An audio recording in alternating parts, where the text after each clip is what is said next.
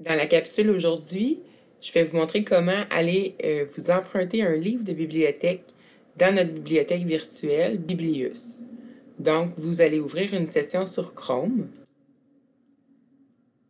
avec votre compte commission scolaire. Ensuite, on se rend sur le Mosaïque Portail.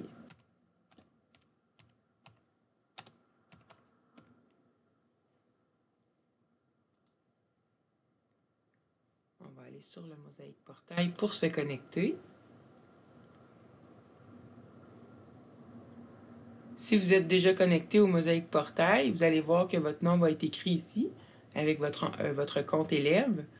Sinon, vous entrez vos identifiants de connexion, compte de courriel commission scolaire et mot de passe habituel qu'on a utilisé pour la majorité des services que vous utilisez cette semaine.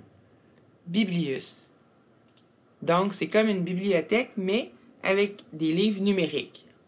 On va sélectionner notre compte. Lorsque j'arrive sur mon Biblius personnel, je vais voir les livres que j'ai empruntés. Je peux aller les consulter. Quand on clique sur un livre, on peut lire un extrait. On peut lire également le résumé. On va voir à qui s'adresse le livre, donc le public cible pour les 9 ans et plus. Normalement, les livres qui sont déjà sur votre Biblius, ce sont des livres qui sont adaptés à votre niveau. Votre enseignant ou enseignante peut aussi en ajouter. Donc, ça se peut que vous ayez plus de choix lorsque votre enseignant fait une sélection pour votre classe. Vous allez pouvoir y accéder aussi par votre Biblius. Si j'ai envie d'aller emprunter un nouveau volume, je vais aller dans la section « Explorer » et je peux circuler par les flèches pour me choisir une nouvelle lecture. Supposons que j'ai envie de faire une recette, donc je vais cliquer sur le livre. Si ça me convient, je fais « Emprunter ».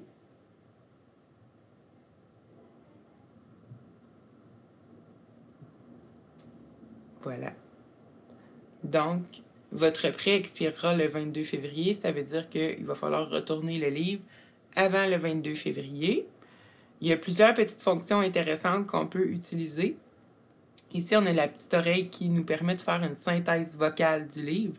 Donc, je me rends à la page où je veux aller.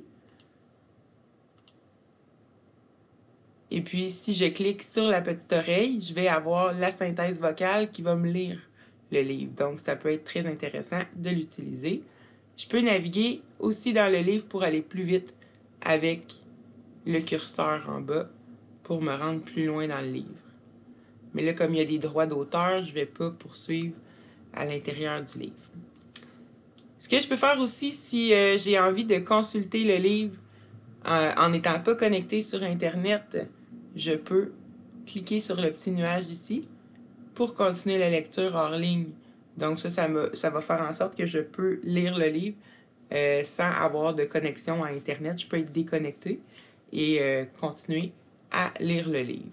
Donc, ça ressemble à ça, Biblius, c'est bien intéressant. On peut aller vraiment emprunter plusieurs volumes et choisir quelque chose qui va être à notre goût. Ici, on a également les tailles de police, hauteur de ligne, le pourcentage de marge qu'on veut. On peut vraiment ajuster ça à notre goût pour pouvoir avoir la taille de police. C'est vraiment intéressant aussi. Donc voilà. Merci.